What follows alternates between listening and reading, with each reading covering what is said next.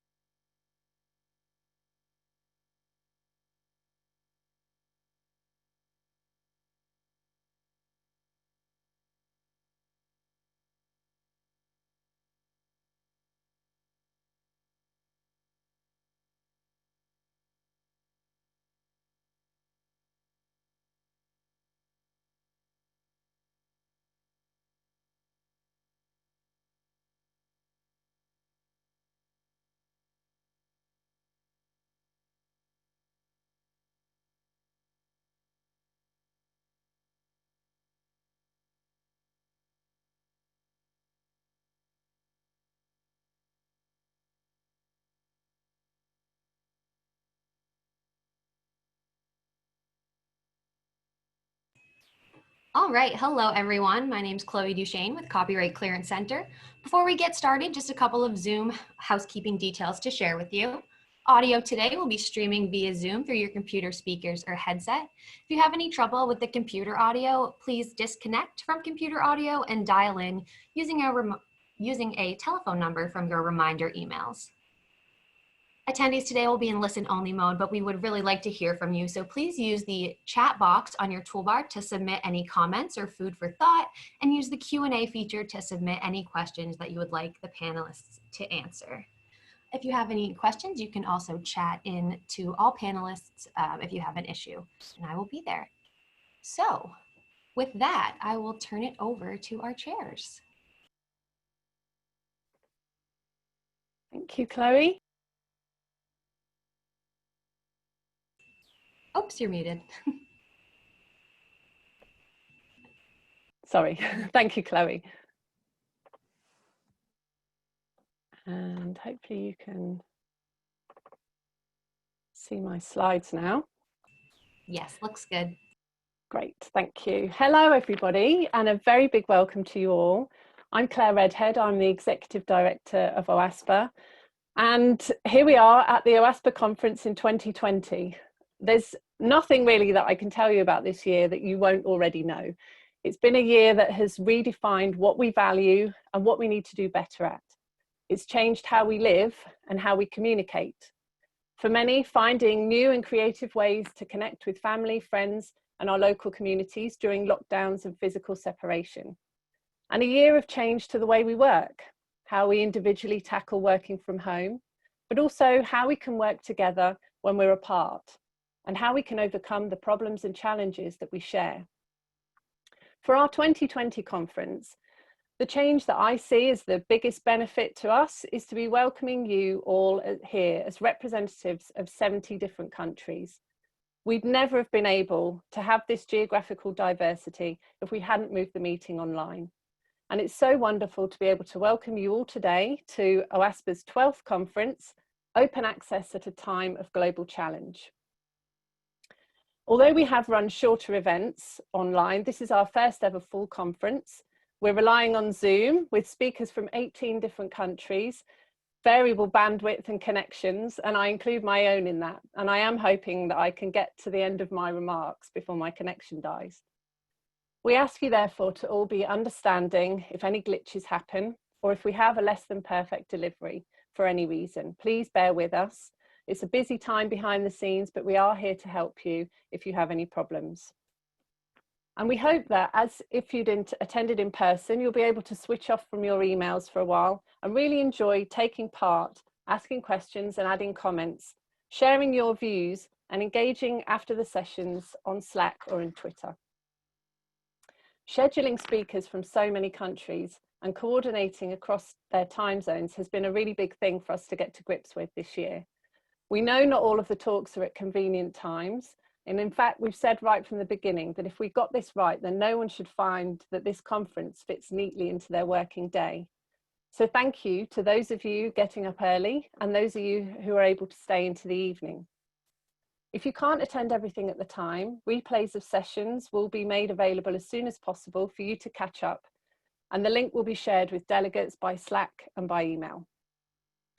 We'll also be sending out a survey after the conference. I know everybody gets bored of surveys, but if you have time, please do send us your honest feedback or contact us directly. We're trying lots of new things here, and even without the pandemic situation, we're always learning from our delegates and making improvements. So do let us know what you've thought about the conference in this virtual space. One of our side aims for the conference over the past few years was to respect the environment and reduce waste wherever we could. And in fact, last year, when I was opening the conference in Denmark, and I set out the positive steps we've taken so far, I referred to the air miles being the last piece keeping me awake at night. Ironically, we now, of course, have managed to hold our greenest conference yet. But we'd also wanted to open the conference up to people who couldn't or didn't want to travel. And we were planning on trying live streaming for the first time this year. So in these unforeseen times, we can see benefits to this online event in terms of our impact on the planet. The total number of delegates this year is around 550, which is fantastic. You won't be able to see who's online in this Zoom format, so we have shared the delegate list of those who've opted in. If you can, please introduce yourselves in our Slack channel, connect with other delegates and find out about their work. In particular, you'll be able to find the posters there and also on our website. And we'll remind you of those things when those sessions take place so you can find everything you need to. Yesterday, the OASPA 2020 week started with an excellent workshop on multilingualism hosted by the Association of European University Presses, which we were delighted to have as a satellite of the conference this year. They had an amazing response. I know many of you attended, and we'll be sharing a blog post update about the workshop at a later date. I'm going to take this opportunity to briefly talk a little bit about OASPA itself, as I know many of you are new to the conference and may not be so familiar with OASPA as an organisation. The OASPA membership is very diverse.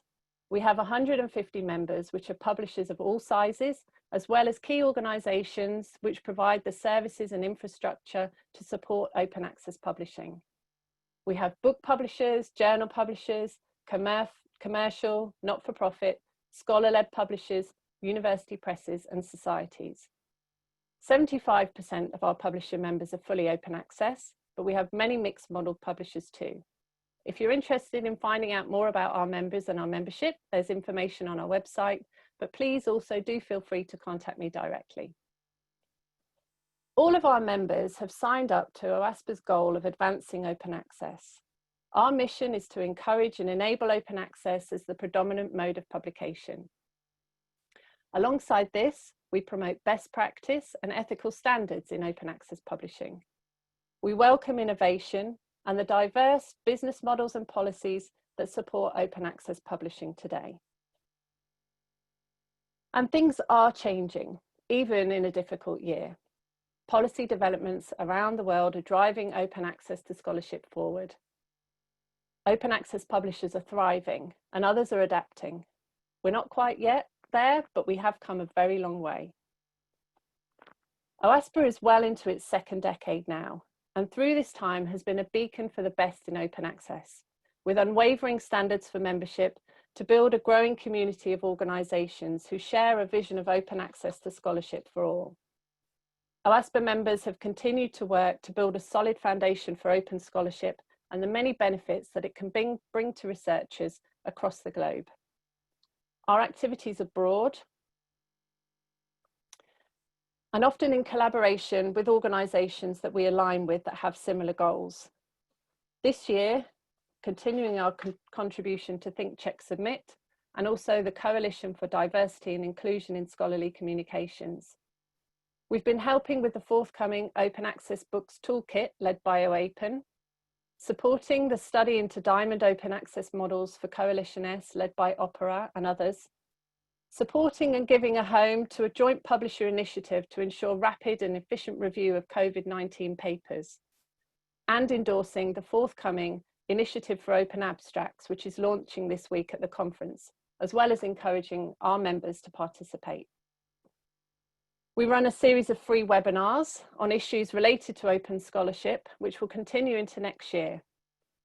And significantly this year, we've been leading the project phase of the Open Access Switchboard initiative, a collaboration between publishers, funders, and institutions to build the technical infrastructure to provide a messaging hub which connects all parties and systems and streamlines the key communications around open access publications. Working with the project manager, Ivona Kampfens, we've raised the necessary funding to see us well into next year and created advisory and working groups to get input from all parties. We've consistently delivered on time and within budget, and this project is now in a pilot phase, which has shown what can really be achieved when all stakeholders work together. We're excited about our next steps in 2021 and keep an eye on our blog for updates. OASPA is also a community. Beyond the members, we convene a broader group of people who are interested in open access and open scholarship, for example, at this conference. I've been involved in running the OASPA conference for many years now, I think it's 9, and I've enjoyed seeing the conference community grow and develop, and with it the evolution of topics and discussions. In recent years, we've had some challenging issues on the programme. You'll all know that open access is not a simple space to work in. But this conference is a safe place to have some of the tough conversations in a respectful way, to hear from others and to exchange viewpoints and experiences. I wholeheartedly believe that OASPA's diversity of organisations, while not a neat and tidy picture to present, is a good reflection of the ecosystem and is a true strength of the organisation. As we continue to work on involving more and more diverse perspectives into our conversations here at OASPA, we get a better understanding of the whole picture and the experiences beyond our own horizons. Truly listening is the only way of understanding. As open access develops and new models evolve, we must continually take stock of their impact and implications to make sure we're solving problems and not replicating the ones that already exist. Many of us here have been making the argument for open access for years, for all disciplines. But the pandemic has shone an intense spotlight this year on the role that open access can play and what can be achieved, not just for rapid communication of research, but for access and support to the global scholarly community as a whole. And not without challenges, of course. Now we must consider where we go next. How do we hold on to the good bits? And what lessons can we learn from the future, from when things have not worked so well? September is always a very memorable time of year for me as months of hard work come to a head. In the early days of the conference, there was a much smaller group and the focus of discussions was on how to do open access publishing. Our speakers were introducing new models and initiatives which have become a well-established feature of our landscape. In recent years, I've seen the conference community expanded and enriched, and never more so than this year. We're still sharing experiences and we'll be hearing about projects and innovations, but open access is well and truly here. To me, the breadth of interest, the diversity of activities, and the increase in viewpoints is the true indicator of just how far we've come. Open access now means something to many, not just a few, so we're definitely on the right track. I'll end now with some very important thank yous. Firstly, to our sponsors. Every year, we couldn't run this event without the generous support of sponsoring organisations, and this year that's truer than ever. Big thanks especially to Chloe and Copyright Clearance Centre for hosting this conference. It's been so reassuring to have your support. To Bernie, thank you so much, Bernie, for all of your hard work. Everybody here attending the conference will have heard from you at some point. You've really made the conference come to life. Thanks to our wonderful programme committee who've brought such valuable perspectives, and a special thank you to Jennifer Gibson for all of her work in leading the programme committee this year. Everyone's doing this voluntarily in an exceptionally difficult year, and we're so grateful. Thank you to all of our presenters for giving their time to talk to us about their work. I'm really looking forward to the programme over the next few days. And thank you to you as delegates for joining us. We're delighted to have you here. So once again, a very warm welcome to you all. And with that, I will hand over to Jennifer as chair of this year's conference. Thanks very much, Claire. So I'd also like to extend my thanks to everyone. But first, hello. Hi, I'm Jennifer. I am the chair of the program committee for this year and also the head of open research communication at eLife. I want to thank our sponsors, especially for helping to make the meeting possible this year. Your support not only goes to the meeting, but also to OASPA as an organization. And like other nonprofits, we are having to navigate our way through these strange times. So thank you. And of course, I have to thank Chloe as well for helping to get every single one of us online today. Chloe, thank you, and to the Copyright Clearance Center for her support. And just a special round of applause for Bernie, because Bernie's not only managed the meeting and all associated sponsorships, communications, registrants, speakers, participants, but managed to get us all online in short order as well. So Bernie, thank you so much. I like to call out the efforts of the committee as well, because like all of us, they have endured various states of lockdown with in 6 different countries, with school closures and children at home, campus shutdowns, commitments to students and loved ones to care for. So we've had a panorama of experiences. And despite all that, they made the time to convert a program that we had already carefully planned for months into something more appropriate for this strange moment in time. So thank you so much to all of my colleagues on the program committee for making this week happen. I know that we are looking forward to the end of the pandemic and a vaccine and a return to normal, but I also feel that there are lessons that we agree are important to take forward into the future with us. Among these, I would count the importance of investing in public health and public education. Public communication about public health topics, in rooting out systemic racism, in acting aggressively against climate change, in seeing cats and kids on camera. I think acknowledging that we're all people back here is something that we should hold on to, and also opening up research to find answers faster.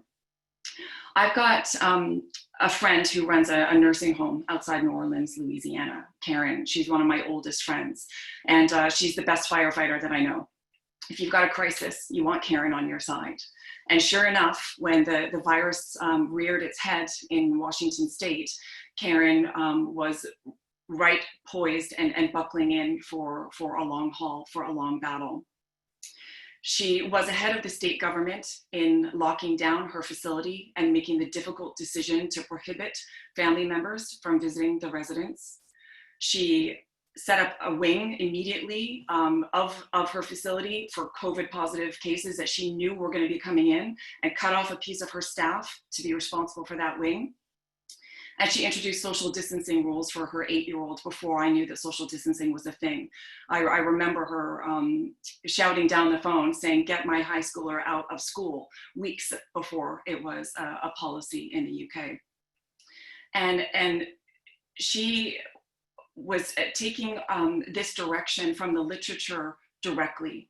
On top of the 70-hour work week that she was working, she was spending time browsing the literature and trying to figure out what the policies should be. So she set her own path, informed by the Imperial Modeling Study that seemed to have such an impact on the UK government stance back in March. She was pulling reports on what was happening in Italian nursing homes and taking those to the state governor in Louisiana. And she was investigating new treatment protocols all through the literature. And that last one happened to be in an open access journal. And she contacted me and said, "How do I gain access?" Because the default for her was not that the study was going to be openly available, but she had to call in a favor to get it. And I would ask us, as we take on this week, this conversation in open access publishing, is that the way that we want it to be? Should our frontline healthcare professionals be taking on the research to figure out treatments and policies at the same time that they're handling daily patient care? Or can we imagine that in a future crisis, new findings, however tentative, are made immediately and openly available so that experts can gauge their relevance and more quickly point policymakers, clinicians, and the machines that we have at work for us to what they need to know? If Karen's nursing home is going to light up with a virus, how can we help policymakers to be armed with the data they need to inform the decisions and guide her rather than the other way around? Now, to be fair, I know we have thrown our weight into solving this crisis. Funders have redirected their funding, institutions have redirected their facilities, researchers are sharing and collaborating in unprecedented ways, and publishers have opened up troves of content that wasn't available before. So my question is, what else about this crisis should become a new normal in the future? How can we make these heights of openness and collaboration and speed a permanent feature in research in all fields? Will we let COVID-19 have a permanent impact on research communication and publishing, or will we allow it to become just another compelling story on our list? We're going to talk about that this week, and I look forward. Taking up this year's events and their antecedents as our lens, we're going to examine 6 of the big considerations for open access publishing organizations today. Together, we're going to explore recent thinking about funding sources and business mechanisms, how open and community-owned infrastructure can help us, how researchers are feeling about open these days and how that's changed this year, what lessons small and scholar-led publishers have to share, the move toward price and cost transparency, and what the future looks like from today. While the themes are familiar, they're largely familiar, the scene this year has changed, and this marks a special opportunity for open research.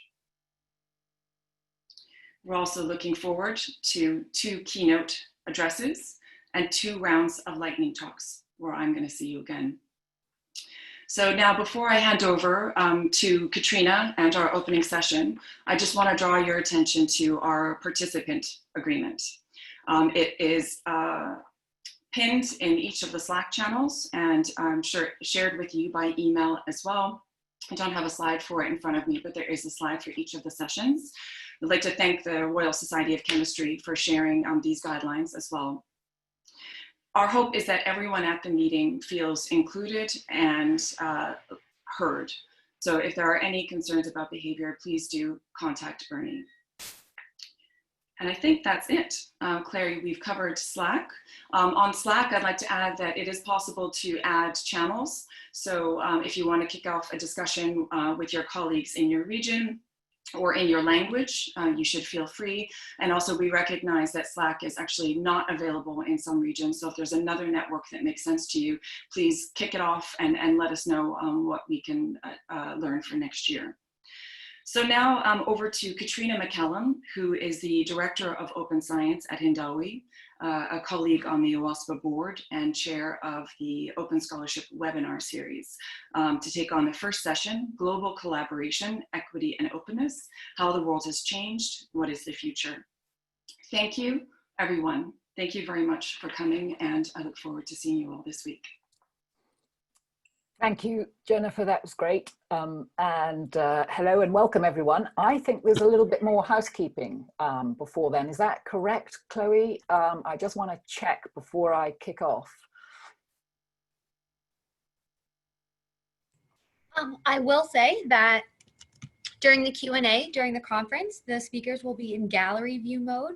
So attendees can look at the settings on their own computers if they would like to see all presenters' videos in gallery mode.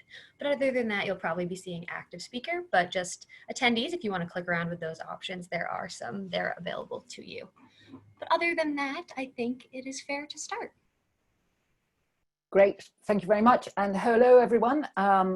can you see me? I can't see myself, so I have no idea whether you can see me or not. Yes. And great, that's good. I just wanted to say, if you haven't looked in the Zoom chat, take a look, because the diversity of countries is fantastic. So welcome, everyone.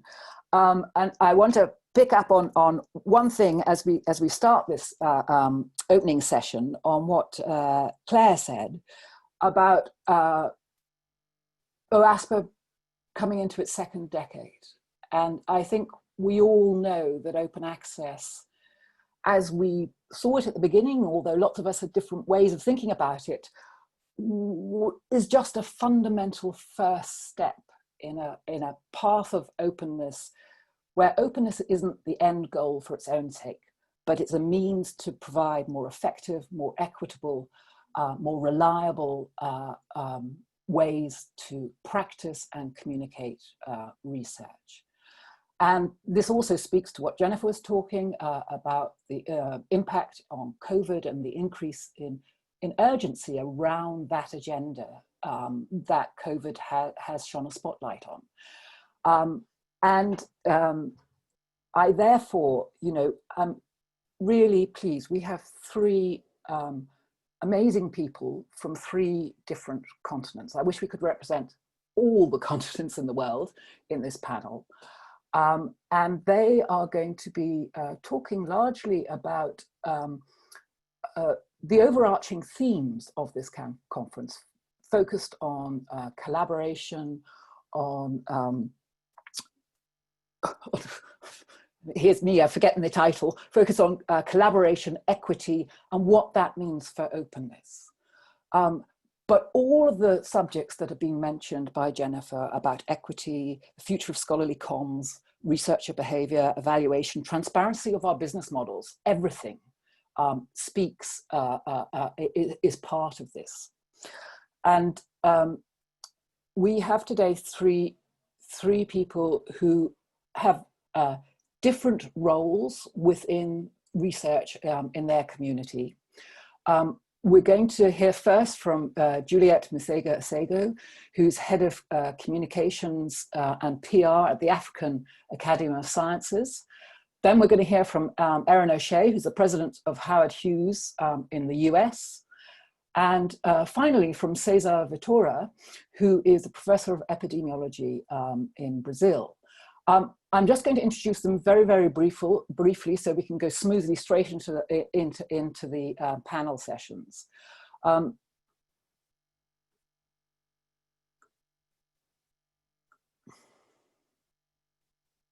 Just lost my bias. Beg your pardon.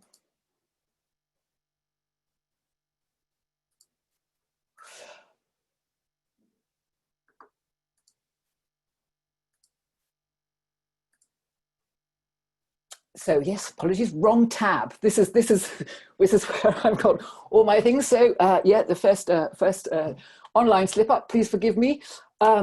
So Juliette previously worked as a communication, media and advocacy specialist at an organization called PATH, providing strategic communication and leadership and technical assistance to the Kenyan Ministry of Health, the management sciences for health. She holds a master's in science communication from Imperial and a degree in biomedical sciences from Monash University. And her background is in osteoarthritis and malaria research. Erin is president of the Howard Hughes Medical Institute. Under her leadership, HHMI has redoubled efforts to increase diversity, equity, and inclusion in science, fast-track the early careers of promising scientists, and open up scientific publishing to become faster, more transparent, and more accessible. Cesar is an emeritus professor of epidemiology in Brazil. He's conducted extensive research in maternal and child health and nutrition and inequalities in health, and on the evaluation of the impact of major global health programs in many countries. He has over 750 peer-reviewed publications with 30,000 citations to his name. It's remarkable. He was included in the Clarivate Web of Science and the list of world's highly cited scientists. all of these three individuals have a background in biomedical medicine, but what we are talking about today is generic. It applies to every discipline. It has an urgency, not just for public health, although COVID has shone a light on that, but for every aspect of human, social, and cultural life. And we just have to look at the fact that we are failing to achieve the 17 Sustainable Development Goals to do that. Openness can help speed up science in every discipline, whether it's arts, the humanities, social sciences, biomedicine, natural, and the physical sciences. And so with no more ado, I would like to hand over to Juliette just to introduce herself, and then Erin and Cesar are going to do the same, and then we're going to open up the discussion. Please chip in with your questions and answers.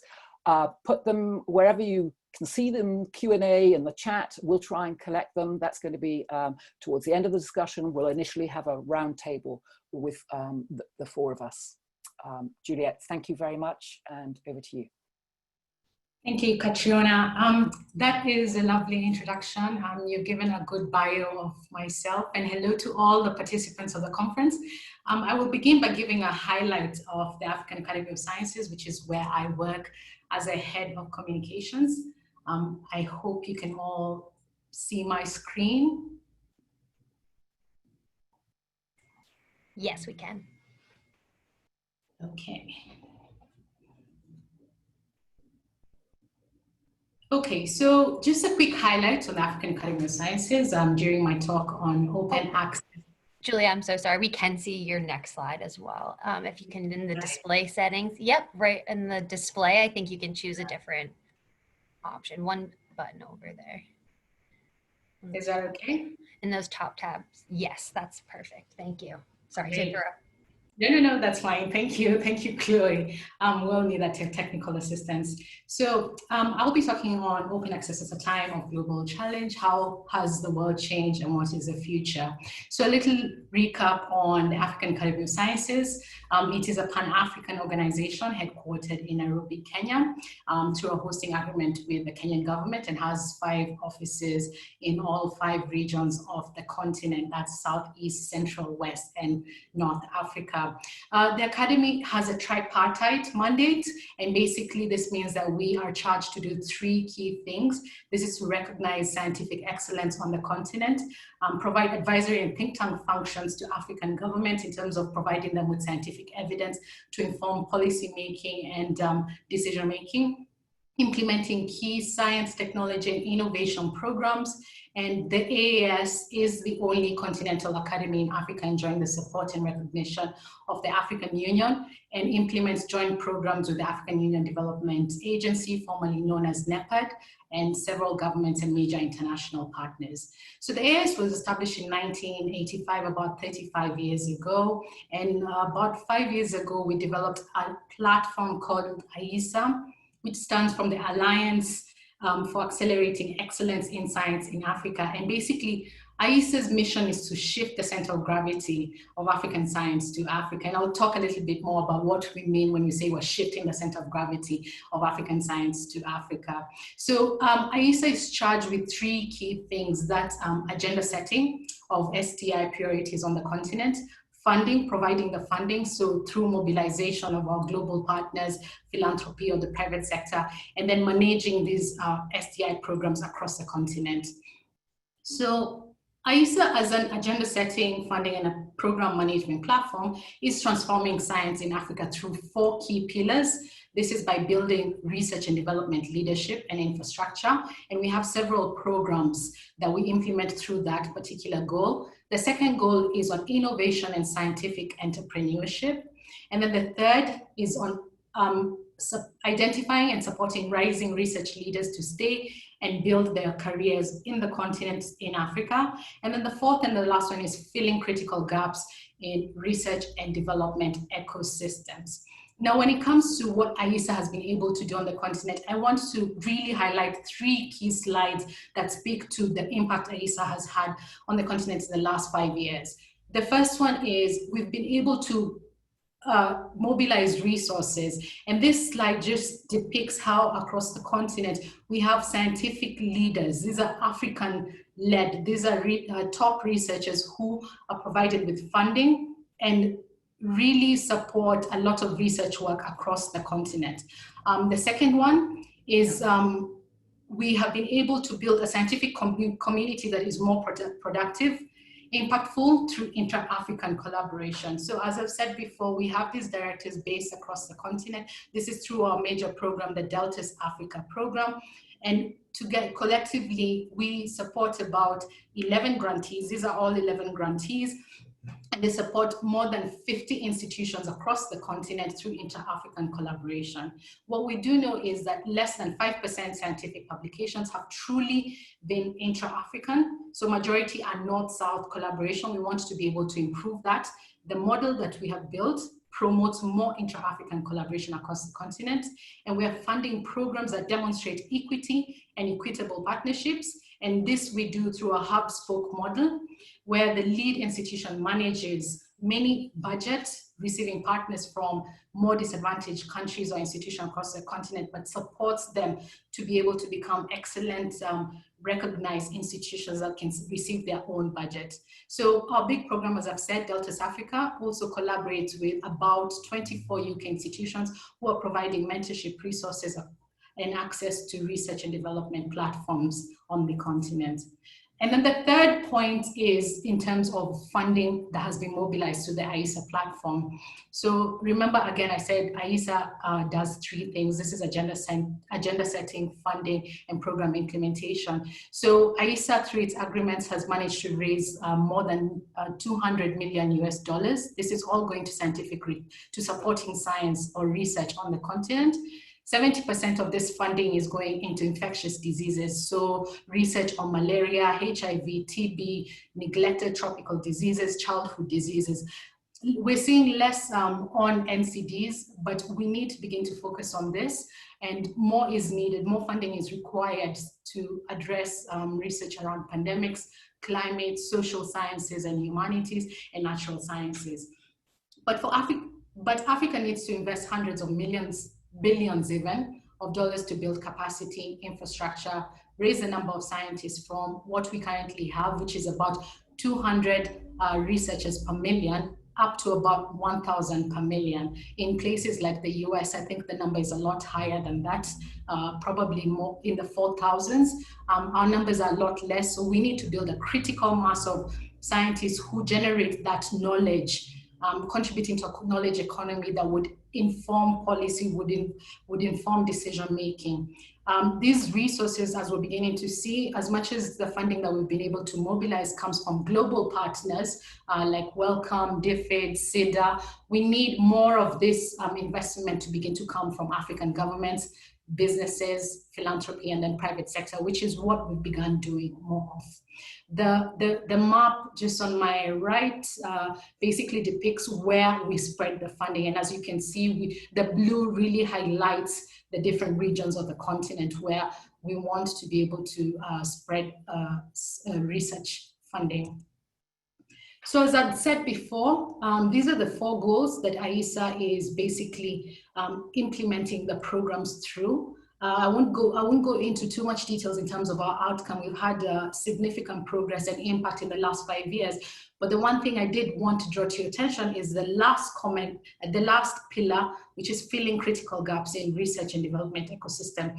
And in this area, basically what we do here is that we are targeting critical gaps in the research landscape. And some of these have to do with research management. So providing that support infrastructure for research management on the continent.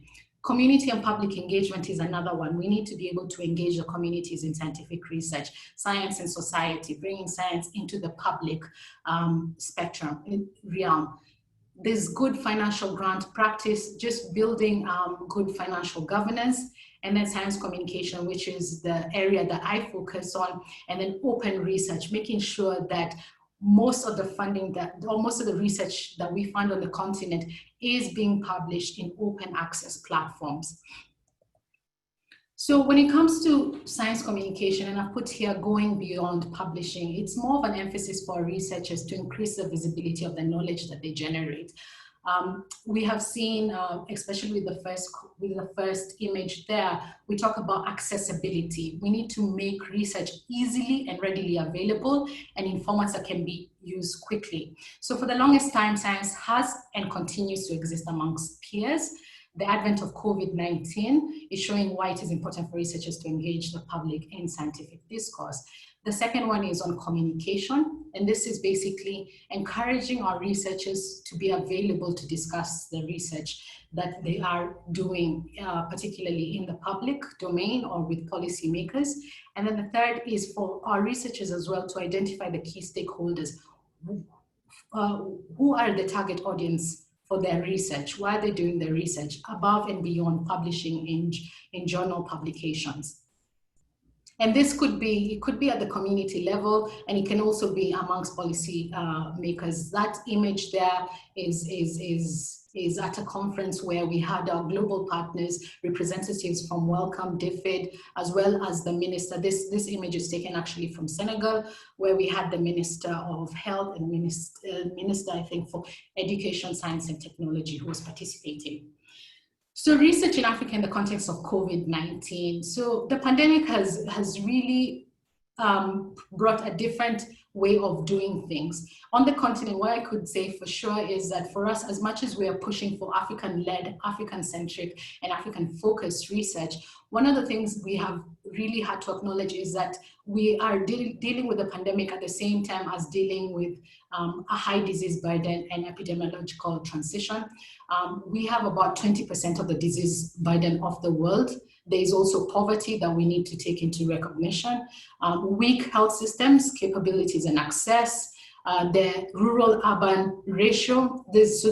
As much as we have a population of more than 1 billion, there's a variety of low-density rural areas and high-density urban areas. We do have a youthful population. Sometimes we're not quite sure, will we reap the demographic dividend of that, or will it be a nightmare? So we have to maximize on that.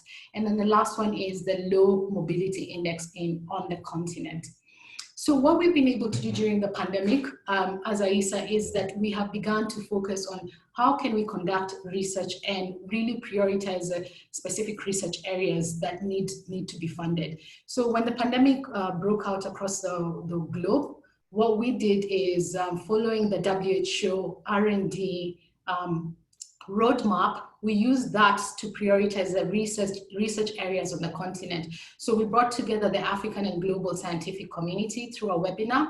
And basically it was to kickstart common thinking towards defining a research agenda for the COVID-19 pandemic in the continent. Yes, there was a global research priority roadmap from WHO, but we wanted to understand on the continent what our priorities. So more than 270 scientists attended that. And following the webinar, we then conducted a survey and we invited the scientists to participate in an open survey to develop a priority list of R&D. And from that, we were able to identify 17 new priorities specific for the continent. And this report was published and is what basically informed the funding that we were able to mobilize from our partners. This included Welcome, the Bill and Melinda Gates Foundation, as well as the Cesar. I wanted to say the green on the side there. So we have also developed a list of COVID-19 experts and researchers who are working on COVID-19 related research. This is research also including clinical trials, and we have set up a platform, which is a clinical trials community that I'll quickly recap in my subsequent slides. So because of the work that we've been doing under COVID-19, we were able to develop the first document there that you can see, which basically was a priority, came from the priority setting exercise. And then subsequently, we received funding from DFID to be able to do a paper across different continents on the impact of social distancing. Many of the African governments basically were looking across the globe at how physical distancing regulations were being implemented and seeing how can we enforce the same on the continent to mitigate the impact of the pandemic. So we did do some research, a rapid research, and developed a report, as you can see there, and a quick policy brief that was also shared across the continent with various African governments. There was a webinar following the identification of a treatment for severe COVID-19, which was dexamethasone. We held that webinar in collaboration with the African Union, Africa CDC, and the WHO AFRO, which is African region. And then following this prioritization exercise, leading with the first report there, we were able to then partner with UKCDR and the Global Health Network to be able to also conduct a similar process, as I'd mentioned before, of the webinar and the survey, to look at what the priorities identified on the continent, similar to what you would identify in low middle income countries. So not only for the African continent, but also for countries across the globe in LMICs. So I've mentioned before that the African Academy of Sciences, through the AISA platform has currently implemented a clinical trials community database. This is a major database where we collate the clinical trials sites on the continent and the capacities and existing infrastructure, and linking it up to industry, so pharmaceutical and even global partners to be able to mobilize. What we're trying to do is bring together all those sites and be able to really increase their visibility and their existence on the continent. As we know, with the COVID vaccine, we will really need to identify the capabilities to be able to manufacture treatment and be able to provide that rapidly to people who need it the most. So how's the world changed and what is the future? So for us, when it comes to COVID-19, obviously this is a large cloud hanging all over us and blurring current and future visions, but many research leaders in Africa are getting into discovery, development, and future delivery of COVID controls, tools, vaccines, treatments.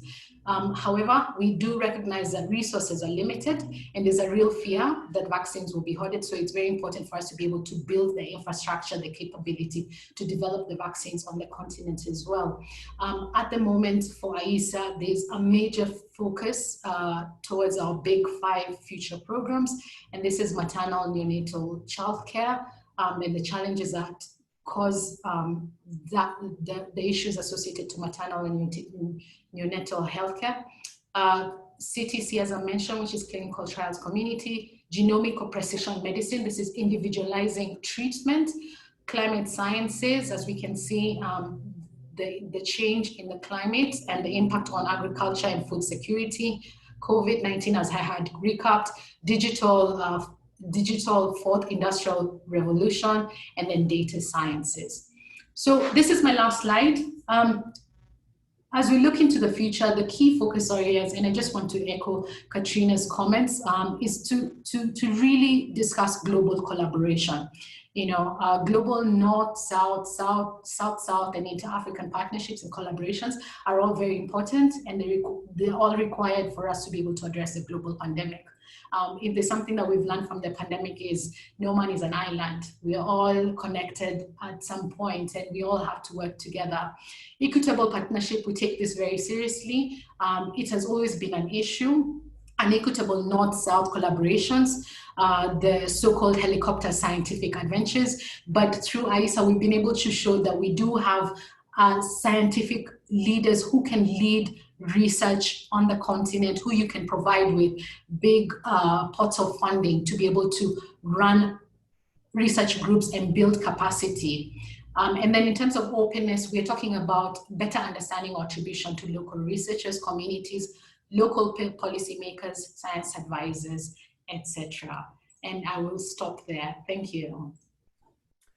Fantastic. That was a great introduction to this panel. Actually, we can all go. You know, it's I'm not sure you've discussed so much. We can go home almost. But what was really nice was just not the overarching view at a continental level of where African research is going, but in particular how COVID has impacted this. And that's the first time I've heard of the term helicopter scientist, and which is great. And I hope we're going to talk more about that. And, also, I was particularly interested in that 5th pillar that you were, where the gaps were, and why, you know, how open access and openness and collaboration is a key part of that for Africa as well. I mean, there is a sense in some ways, and we can perhaps get onto this with the other speakers as well, that the North-South divide also affects science and people, the term scientific colonialism. So let's address that later as well. But now I want to hand over. I know the introductions are not going to be quite as long with Cesar and Erin, but I want to give them an opportunity just to talk a little bit about themselves, and then we'll get into the meaty conversation. Actually, I would also welcome, if you don't have slides, Cesar and Erin, if you could make sure that your videos are on, and this is the time, participant, to either put side-by view or gallery view, and then you get to see all of us. Claire, entirely up to you if you want to put on your video as well. And remember, questions in either the chat or the Q&A sessions, put them in, and we'll get to, I hope, as many as we can later on in the session. Okay, Cesar. Thank you very much. I'm a child health epidemiologist working in Brazil for the past 40 years. And Catriona has kindly asked me to share some of my experiences with working in a South-to-South collaboration. By the way, I want to thank the organizers. Special thank to Abel Packer, who recommended me to join this opening session. Actually, I had been working in Brazil for quite a while, and my main topics of work have been birth cohort studies, in which we follow up children from the moment they are born, or we start actually when they are still in the intrauterine environment by recruiting pregnant women. And I really felt the need to collaborate more closely with people from other countries. And the opportunity came up in 2006 when a medical journal asked me to write a sort of comprehensive review on the importance of the first 1,000 days to adult health and human capital. I'm not sure all of you are familiar with the concept 1,000 days. It starts at conception. So you have the 9 months of pregnancy, and then you have the first 2 years of life. And if you add up 270, 365, and 365, you get exactly 1,000 days. And so at that stage, they asked me to write it up, a review paper on that. And I said, I can't do it alone. So let me find out which are the 5 largest long-running birth cohorts in the world that have followed people for at least 20 years. My oldest cohort, by the way, they're going to be 40 in a year and a half. So that's how long the studies are. I found out that the cohorts were located in Guatemala, India, in South Africa, and in the Philippines. And I wrote to the PIs from those cohorts, based in their own countries. And I said, would you like to share data and write a joint publication? So it was quite interesting. It's a nice story. Open access, as Catherine mentioned earlier, was not a common concept then. And so at first, everybody was a little bit jealous of their data, and they said, oh, okay, so why don't you tell us what analysis you want? We'll do the analysis, and we'll share the results with you, and then you can pull them together in a paper. And that's what we did. We did a kind of a meta-analysis or a collaborative reanalysis of data from all the cohorts. Well, over time, and we also set up, we got funding from the Wellcome Trust, and we set up a global collaboration of the 5 cohorts in which we take turns in being the PI. So it's, I actually kicked it off, but then it was taken over by other colleagues from the other cohorts. Over time, there was a relationship of trust was developed, and we are now able to share all our data across the cohorts. A lot of our data are also in open access anyway, but we are willing and ready to share and take turns in publishing papers and being the first and last authors in the different papers. So it's a really good example of collaboration, South-to-South networking. More recently, I've been involved in the Countdown initiative. We first had a countdown to 2015, which was measuring country progress towards the Millennium Development Goals. And then as the Millennium Development Goals change into the Sustainable Development Goals, we relabeled it as a countdown to 2030. It's a really great initiative. It has lots of stakeholders, a strong emphasis on capacity building and on joint analysis of data, bringing people from many different countries. Most of our work these days is focused on Africa, with the APHRC network being a leading actor in these analysis. And I just wanted to give you a couple of examples of analysis that was really interesting. We're all really concerned about racism and institutionalized racism. And lots of our research are on ethnic differences. So for example, one paper that came out last year, we got researchers from 16 different countries in Latin America, and we looked at differences in health outcomes, maternal and child health outcomes among the three main ethnic groups in the region, the Afro-descendants, the indigenous populations, and the Europeans ancestry, people with European ancestry. We found very stark differences, particularly with the indigenous populations being left well behind in terms of their health and use of health services. So the idea is that that came out as a paper in a high impact journal with authors from 16 different countries. So it's really interesting. We had 2 workshops. We got everybody together. We analyzed the data. We wrote the paper together. So it's a real, it's a real pleasure to be involved in this kind of exchange in which we're all based in the South. We are freely exchanging data. We're analyzing data, we're interacting in preparing the publication. So that's all for me in this initial talk. I'm happy to come back and discuss further issues later on. Thank you, Catriona. Thank you very much. That was great. Can I ask, because you've essentially been doing open access, open science, open research, whatever you want to call it, since before it happened. And it seems to me you got together because that was the most effective way to advance that discipline. But you talked about initially coming together and building that trust. So back then, was it 2006, I think you said? Yes. How long did it take before all the different PIs and the different countries felt really comfortable about sharing their data? Oh, it was actually relatively quick. It was like about 3 or 4 years before, by the time our first publications came out and everybody became aware that nobody was exploiting anybody else's data. There were no helicopter science, as Juliette has said so nicely. By the way, can I just tell you, it's not a joke. It could be a joke, but it's really awful. There was one international institution that had all these pilot projects in Africa and Asia and South America.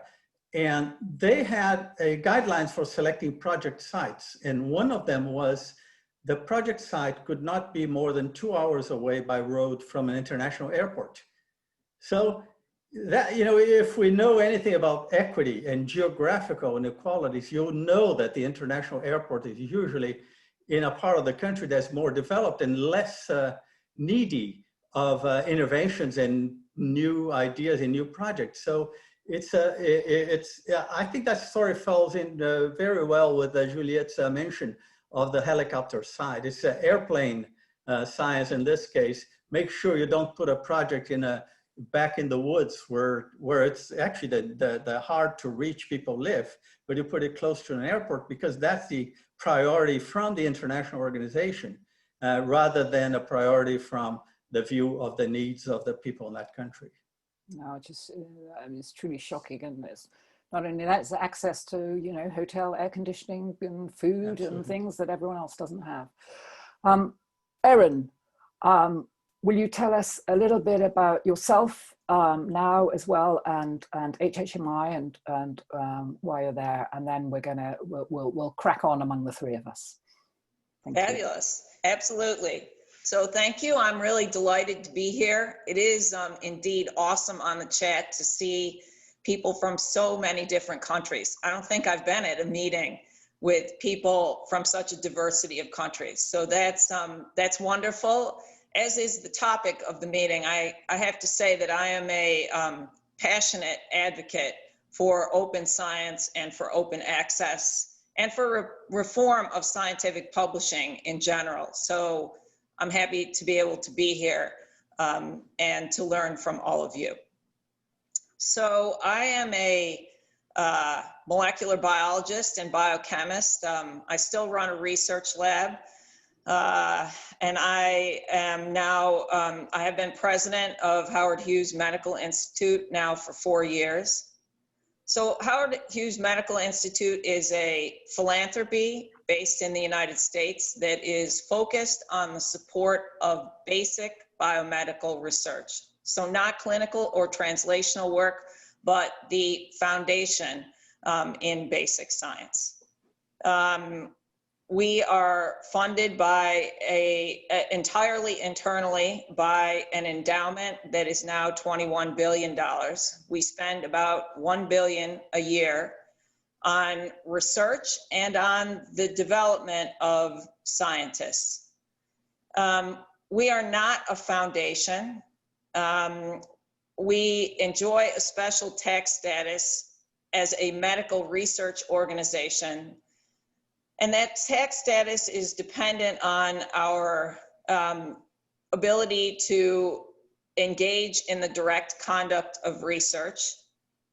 And we do that in two ways: through our own research campus that is located in Virginia called Janelia Research Campus. The focus there has been largely on neuroscience and on the development of new imaging technologies. We also fulfill our mission supporting and being involved in the direct conduct of research through a science program known as the Howard Hughes Medical Institute Investigator Program, in which we support about 250 investigators in the United States who are located at research institutes and universities, but who are employees of Howard Hughes Medical Institute. And so they run research labs and do all the normal activities that professors do, but they are employees of the Institute, as are many members of their labs. So through those two programs, the investigator program and our own research campus at Janelia, we fulfill this obligation we have to engage in the direct conduct of research. We're also very active in science education, where many of the programs are targeted at enhancing diversity, equity, and inclusion in science. And other programs are aimed at enhancing public engagement in science. I will say that the Institute is almost exclusively focused on activities in the United States. We have had some international activities in the past, but since the time I've been president, it's been focused largely on activities in the US. Let's see. When I took over as president, we articulated 4 priorities for the Institute for the next 5 to 10 years.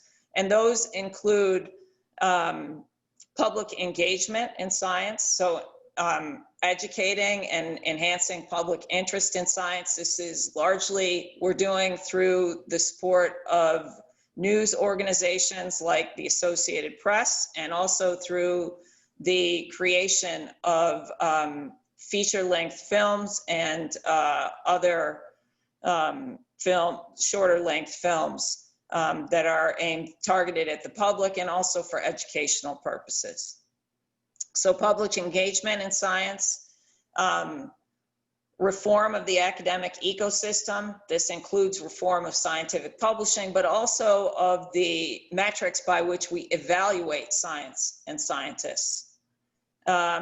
Discovery science, so the support of basic biomedical research.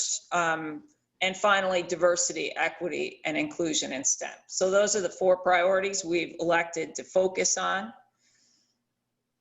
I will say that the way in which we select these investigators of the Howard Hughes Medical Institute, and also the way in which we conduct research at Janelia, is a little different than the way, for example, our government picks people. support science. In our case, we have this philosophy of supporting people, not projects. So we're like sort of talent scouts for science. And we pick people and give them generous amounts of money to sort of follow their nose scientifically and do whatever kind of research they want to do. They're reviewed now every 7 years. So these are renewable appointments. This is not a grant. So the investigators and the people at Genelia, those aren't grants. They're, as I said, there are employees, and they have flexibility to work on whatever problems they want. And this has become, I think, really important during this time of COVID, where more than a third of our investigators who had no prior experience with infectious disease, with immunology or virology, changed to work on COVID.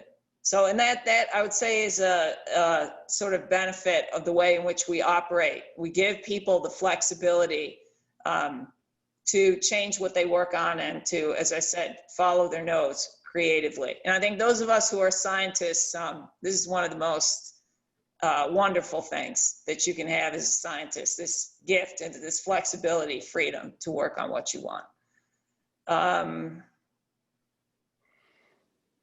That is remarkable. I think I'll stop there. That's a good stopping point. It is mind-blowing. At one level, it's at a real extreme. You're an organization that essentially says to a scientist, here is a boatload of money. Go do what you want, and you don't have to tell us what you're doing. I mean, that's correct. Remarkable. That's correct. And in some ways, the antithesis of the situation that the African Academy of Sciences finds themselves in, where they're having to find that support across the wide. You're not a foundation, you're a private organization.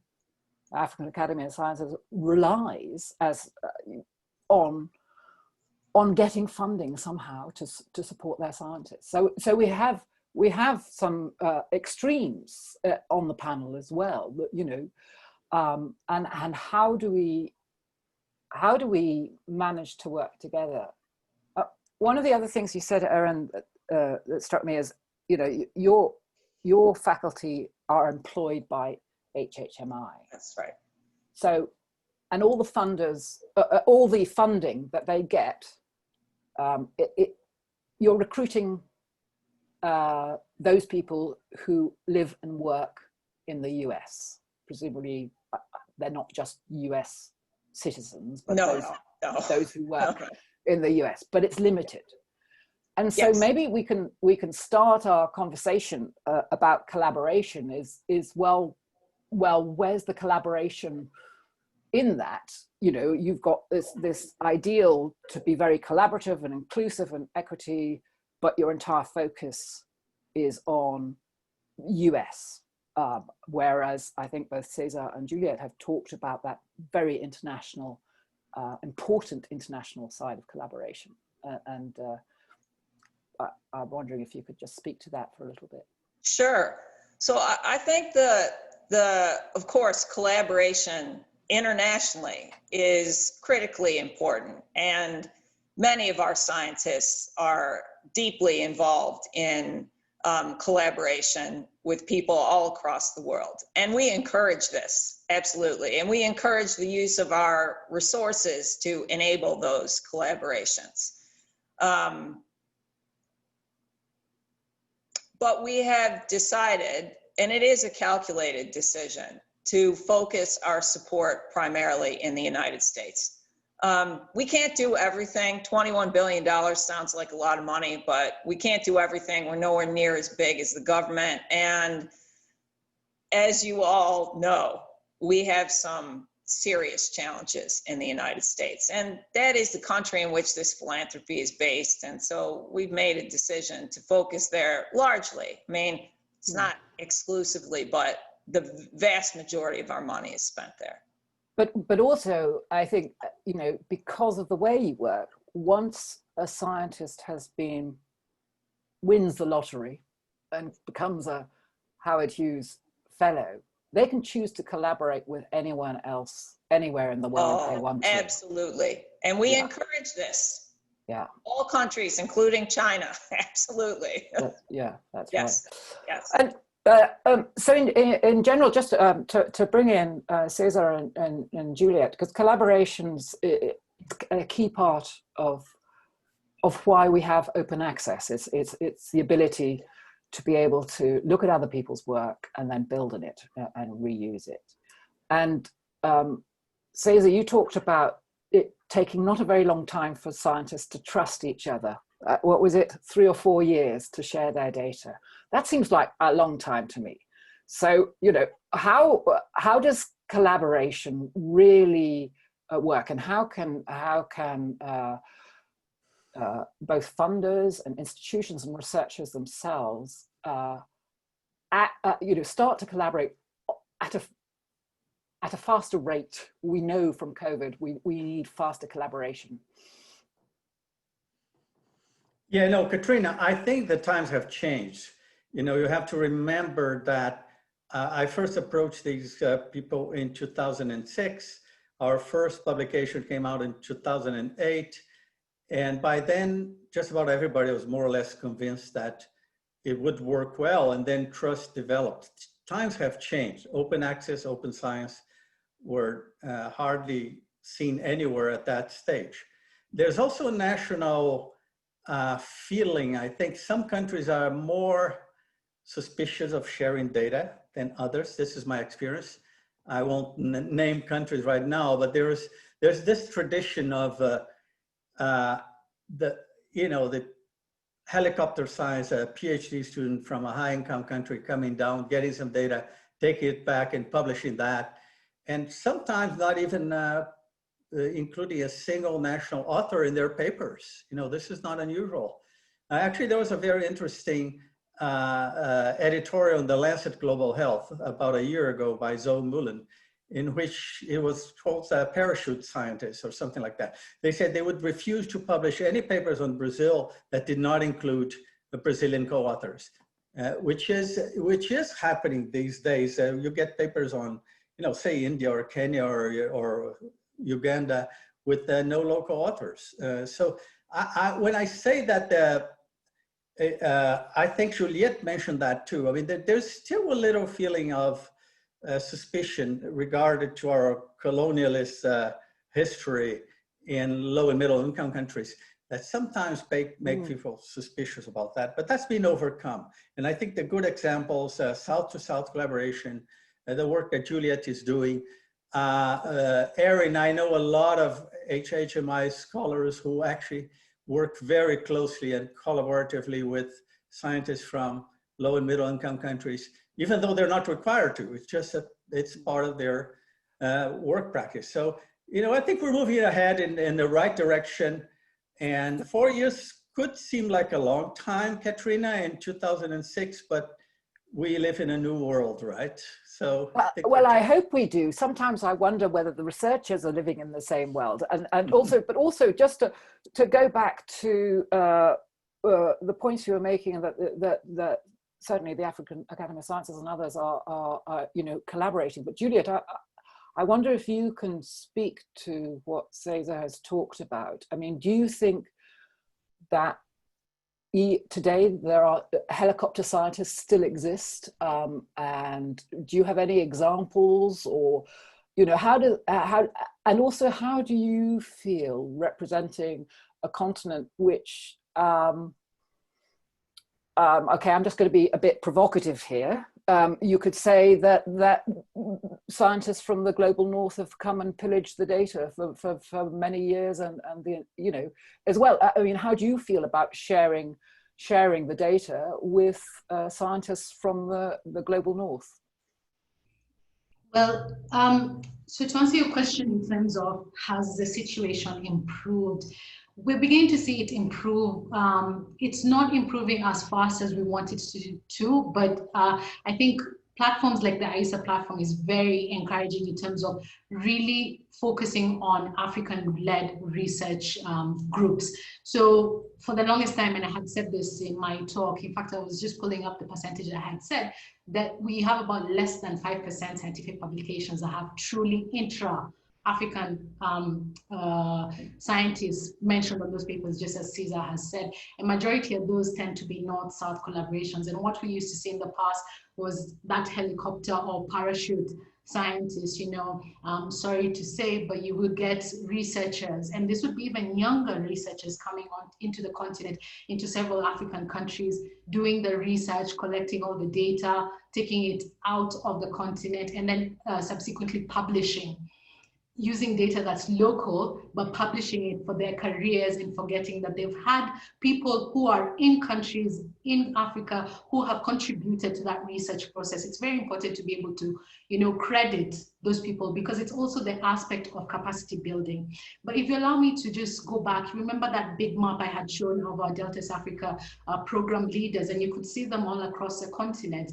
And what we've done with those people is, yes, there are about 11 major grantees, but they are now building capacities. So we have more than 1,000, you know, our young upcoming early career researchers who are being supported to also begin to publish their own papers, and they're being led by Africans on the continent. So I think it is likely that this will change faster and faster.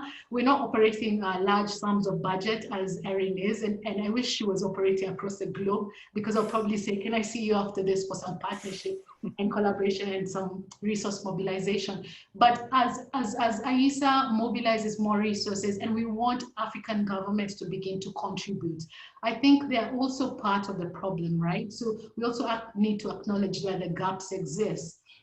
As much as the funding has been predominantly from outside the continent, if we can get African governments putting more money into their own funding, then they will also alleviate a lot of this helicopter science, you know, researchers coming into the continent, doing the research, taking the data out. You know, they can also address things like data regulations, data reforms, data policy, biospecimen use. I know during the Ebola crisis, if you can allow me to give this example, there was a lot of conversation about shipping samples from the Democratic Republic of Congo, this is Central Africa, just to be able to analyze those research samples. But the big question is, why is that? Why do the samples, biospecimen samples, have to be shipped from the continent? Why can't that research be done in the continent? And it's why I was highlighting the clinical trials community, because, I mean, there's a lot of conversation about vaccines. COVID is beginning to show us that there's a big scrambles for vaccine. So it will be the country that can be able to identify the vaccine, you know, they will think about their nationals, and it's perfectly all right. You know, a president will think about his people. How do I make sure that they have access to the vaccine? So as Africans, we can't be bystanders. We need to identify which clinical trial sites do we have? Do we have the capacity to be able to conduct that research? And we have, you know, good quality, well-trained researchers, some who've come from outside the continent, myself included. I'm not a researcher now, I'm a science communicator, but these are people who can lead vaccine development, you know, discovery, drug discovery, development. So a hugely important thing is to put the resources in the country of origin of that data, regardless at one level. And I remember when we were chatting ahead of the conference, you talked in particular about COVID clinical trials, and just, I know times are changing, but I'm wondering whether you wouldn't mind just giving very quickly that example as well. Do you remember about the French? Yeah, the French incident was a really okay. And this is nothing against the French. We're all part of it. Exactly. So I don't know how many of our 200 plus participants on the call can remember or would have heard this.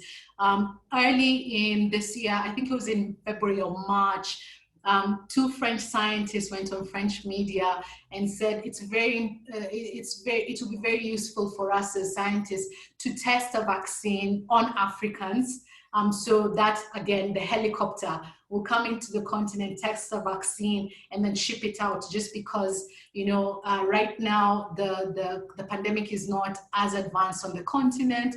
You know, these are clean samples, you know, with just complete utter disbelief for the Africans who are able to see that, you know, it really created an uproar and also a backlash at research and researchers on the continent. We had an incident in Central Africa where the public really tore down our research facility because of that media coverage that was saying Africans are guinea pigs. But you see, it's a problem because when a French scientist can speak that way, they're tarnishing the reputation of science in itself. Even forget, you know, science is across the border. It's not, it's knowledge. It's basically knowledge. It doesn't know religion, ethnicity, race. It's information. So when you have somebody like that really creating or marring the image of science, it causes trouble for us who are trying to contribute to the body. And that actually really brings us to another topic as well. I want to bring Erin into this conversation. In fact, Erin says just unmute yourself and chip in when you want. But it speaks to why are researchers behaving like that? I mean, academics, they're among the most liberal in the world. And, you know, Erin, why is there this attitude, and how does HHMI combat that sort of individualism within science? Because what we're talking about, and why openness, we're talking about open access and open science and open research, it's trying to solve a collective action problem, and yet the individual still seems to trump the collective problem solving in many respects. Yeah, I think it's a difficult problem. I mean, science is a large enterprise, and there will always be some people who aren't thinking clearly about how what they say and the way they're thinking comes across and influences others. That's unfortunate. So do you think that the way researchers are evaluated has any bearing on this? It's pressing my buttons, but I don't know whether it's pressing your buttons in terms of the fact that the sort of collaboration we're talking about, really open collaboration for the benefit of the subject, is often not to the individual's advantage if, you know, they have to get that paper out and that publication and you know, the incentives there. I mean, I know this is something you're interested in at HHMI, and I'd love to get your take on that. Yeah, I'm not sure. Are you referring to, I mean, I understand all the situations that Juliette mentioned. I mean, those are very real. They happen, I'm sure, very frequently, you know, where people are, you know, exploiting populations who have some capacity to carry out analysis and experiments themselves. So that's disconcerting, but I'm not sure, is that what you're referring to, or? Well, it's partly that, because I think that the equity and the lack of equity in the system is also driven by the fact that it's not just people can't access material and share it, but they can't contribute their expertise as well, and that speaks to that. But also because of the way scientists, and especially in the global north, are rewarded around publications only, that the sort of behaviors around data sharing, around collaboration, around openness are just not there, because there's no need for them to be there at once. And this is, you know, it's a very Western system of evaluation, and to me that sort of seems to reinforce the inequities of the system potentially. Absolutely. I want your views on this. I think you're absolutely true, absolutely correct that there are big issues with the way we evaluate science and scientists that don't reflect the contributions of, others who participate in the work, where there's too much emphasis placed on the venue of publication that drives people to do all kinds of things that aren't good for science and delay the dissemination of information. Yeah, I think those are real challenges, and they certainly impact the way people collaborate with others. You're absolutely right. Yeah. And Juliette and Cesar, does that affect the researchers that you're working with as well? Juliette, you put up that wonderful map of 11 African leaders. A lot of them were very senior male colleagues, PIs. Where do younger people come into this? How do we change the sort of the nature of the culture that well, both of you, Cesar and Juliette, please chip in. Yeah, I mean, and before I respond to that, I might as well also say, allow me to say this, Catriona, that I am joined by my colleague. She's behind the scenes there amongst the 200 plus participants, Elizabeth Marincola, and she'll help me address some of the questions and answers. That's great. Yeah, hi, Elizabeth. Fantastic you're here. So, yeah, so I know I depicted a map, and again, like Cesar was saying, times are changing, and in the next 5 years, I could almost guarantee, just the same way as it's happening on the continent, if you were in Africa, say in 2009, it's not the same continent. If you came today in terms of just development, urbanization, the movement of people, the technologies we're using right now, things are changing very rapidly. And the same will have to happen for science. I like the question you were posing to Erin about the impact factor, for example. For the longest time, you mentioned earlier that I am trained in biomedical science, and earlier on in my research career, before I transitioned into science communication, I do recall the professor who was my supervisor saying to me that it was publish or perish. It's almost like a law. So as you grow up as an early career researcher, that's what is ingrained in you, that you need to publish and publish and publish. And in the last couple of years is the advent of open access, with funders putting in requirements and saying, I am providing you with this funding, so now I'm going to say to you that it is fine for you to publish in say Nature, but before you do that, your publication has to be open access. It should be accessible to anybody who wants it. And as a funder, this is a requirement I'm putting there. The same applies to the African Academy of Sciences, the AISA platform. All the grantees will provide funding. That 200 plus million that you saw there, it is a requirement for grantees that you need to be able to publish on AS Open Research. If not on AS Open Research, then look at the array of open access journals and publish there. Your science has to be accessible. It's a requirement we put. And to answer your question, I know the map did depict majority of our leaders on that particular graph were male, but if you look at the 1,000 grantees plus, in fact, we're having an almost equitable distribution, male and female, in terms of our grantees who are coming up. And we want to see that improve more and more, because when we go back to the journals, it's also the same thing. Because of that male distribution, in time, we also began to see, we moved very quickly from non-African publishers to now almost all of them are male, to now moving that needle. And again, it's that shift we're talking about in AISA. As much as shifting that science to the continent, we're also shifting a couple of things and putting in place policies and mandate. Yeah, no, which is it. And I remember you talking before the conference, and with a wonderful phrase, how do we change the song?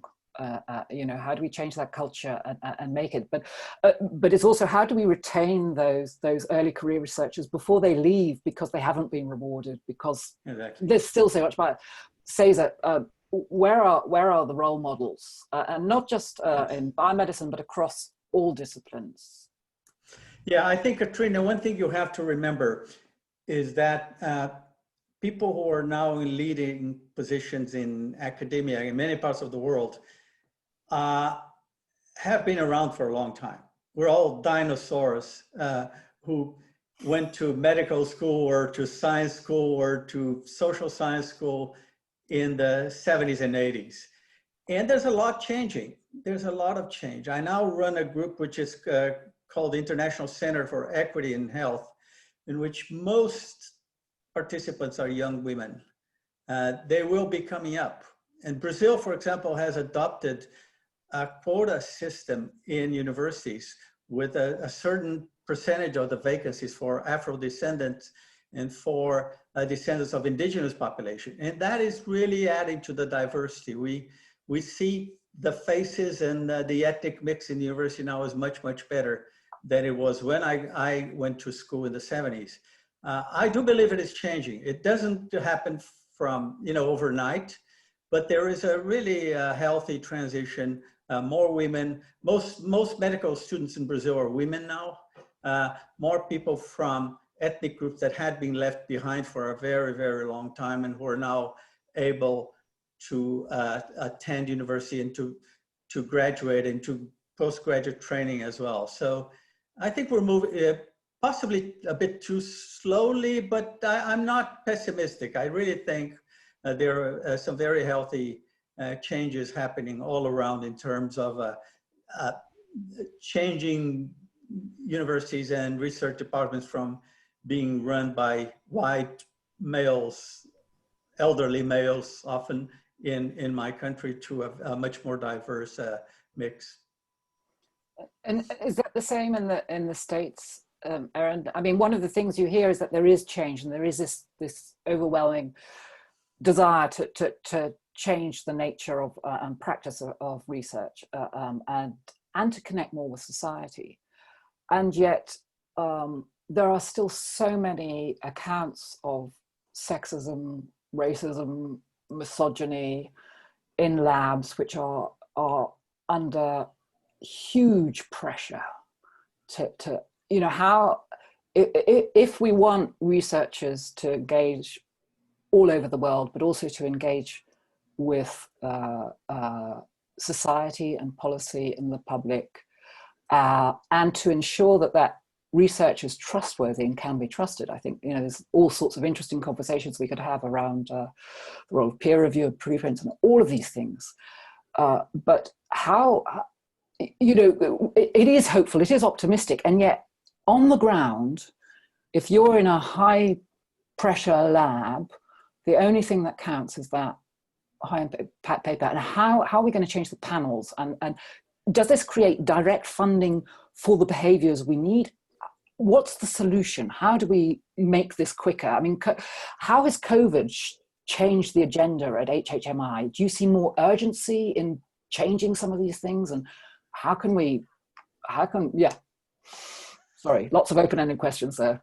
It's a big question. I know. Apologies. It's all right. I'm going to turn it over to the floor soon. We're going to have questions from the audience, so you can stop.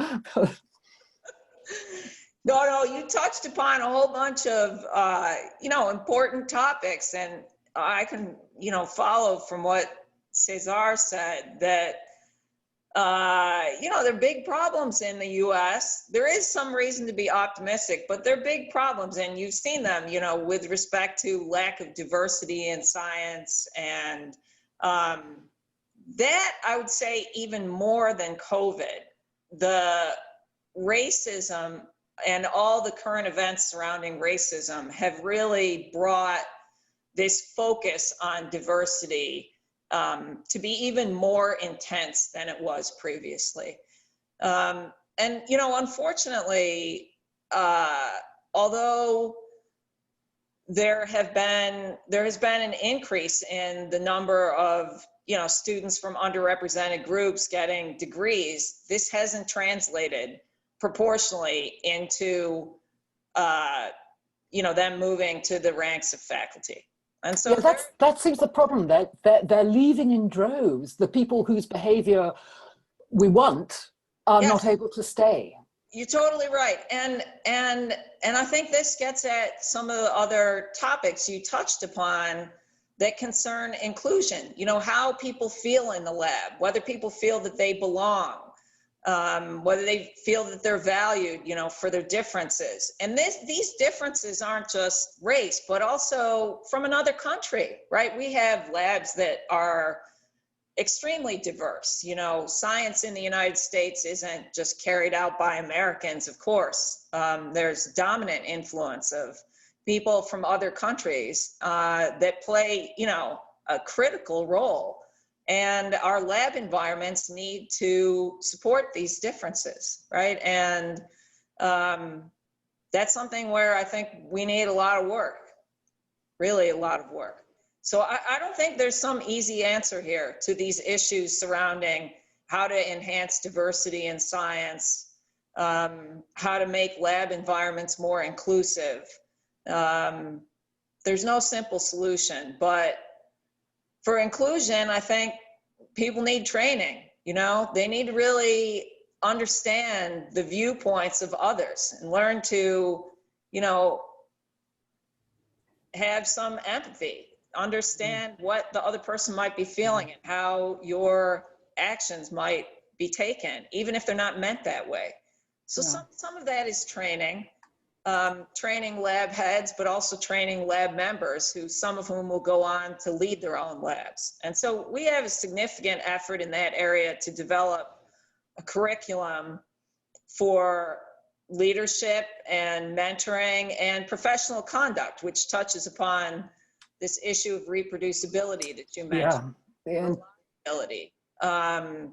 So I think this is a big, you know, unmet need. The government has tried to do some.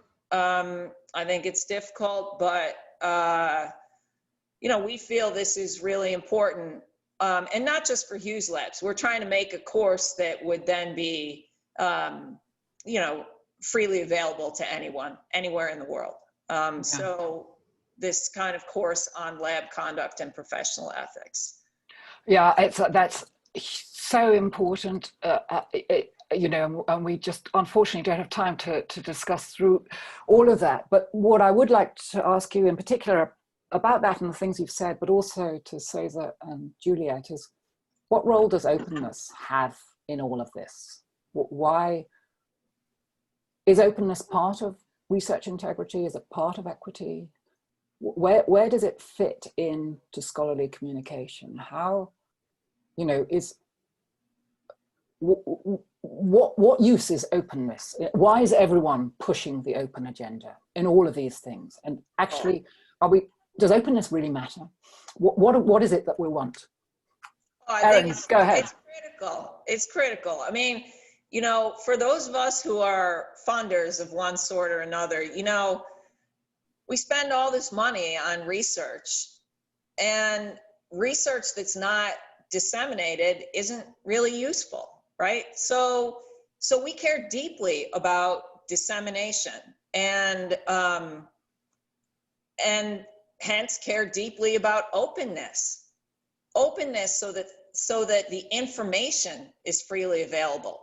Openness so that all of the reagents and materials and code can be used and built upon by others. So for us, this is a part of research conduct. Yeah. Absolutely. And that's where the integrity piece fits in, because unless the data, the code and everything else is reliable and reported well, no one else can use it. And so you can't, so it's all connected. Cesar, do you want to chip in, and Juliette? Oh, Cesar, you're muted. I couldn't agree more with Erin. You know, I still remember when I was a medical student, and all these journals that you know, that was before internet, believe me or not. All these, I used to go to the library in my school. I took the old Index Medicus, which those of you who are old enough will know these are massive volumes, and look for articles that would interest me. And then I would write to Bireme in Sao Paulo, the regional medical library. And about 3 months later, I would get a Xerox, a photocopy with the paper. They were really good. I'm not criticizing them for taking 3 months but then with the internet, I really felt the barrier. You know, there's so many journals that I couldn't access. Of course, I could either use Biremic sometimes, or I would have a friend in the US who was at a library there who would download the PDF and send it to me, probably illegally, I guess, but you know, there were the ways. It makes a whole lot of difference being able to, and I think COVID has changed a lot too, and the preprints have really changed the global publishing scenario. It's just amazing how much, you know, I have to present a paper at a conference on Thursday on COVID in Brazil, which is embargoed. Well, what does embargo mean these days? It was out in medRxiv 3 months ago when I submitted it to the journal. The Brazilian press has widely covered my research on the indigenous population of the Amazon and being particularly high risk of COVID. And now the paper is embargoed until Thursday. The world has changed. It's a different, it's bizarre. And I think that's the thing, is also, it's thrown up, because there's lots of, it's not about throwing the baby out with the bathwater. There's lots of good things about the way we communicate and things, but there's lots of ways we could improve to make it better for everyone. And you know, right, I'm going to stop talking. Juliette, apologies. You chip in, because then we have to, and Claire, I'll need your help with the questions, please. Okay, Juliette.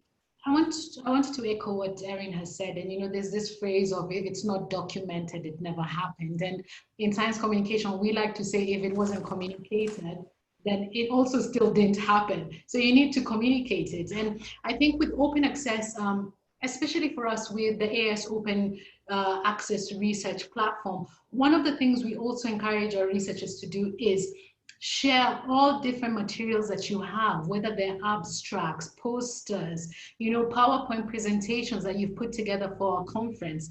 You know, my presentation right now should be going up on AS Open so that anyone can be able to access it. It's that level of making sure that people can access information. And like Cesar is saying, this pandemic, if there's one thing it's taught us, is as scientists, we have to be ready to provide information on the go, on the ready. We cannot be telling a policymaker, please look at my Nature publication for the COVID-19 treatment or the assessment of hydrochloroquine. It won't happen. The policymaker will not read 16 pages worth of research, but they'll read a 4-pager policy brief or a 2-pager brief or a quick PowerPoint presentation that really depicts what the research was about and the conclusion or the findings of that particular research. So it's really important for us to make sure that it's accessible by everybody.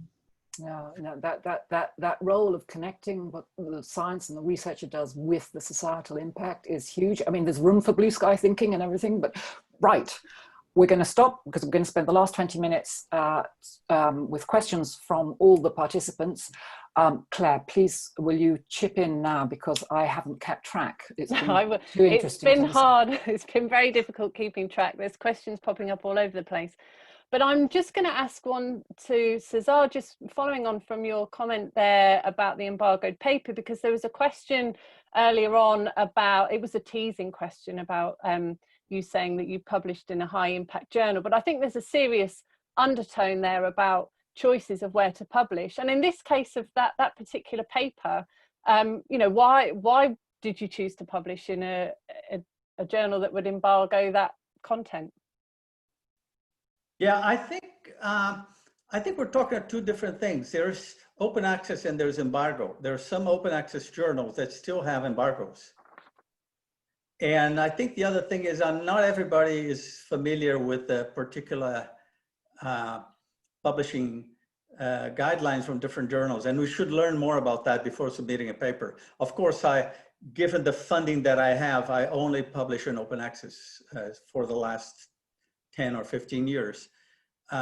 Having said that, embargo is a different issue. So there's still this notion that sometimes you have to wait. And with COVID, it sort of became a really tricky issue, isn't it? You know, I was just mentioning about this paper that is embargoed until Thursday.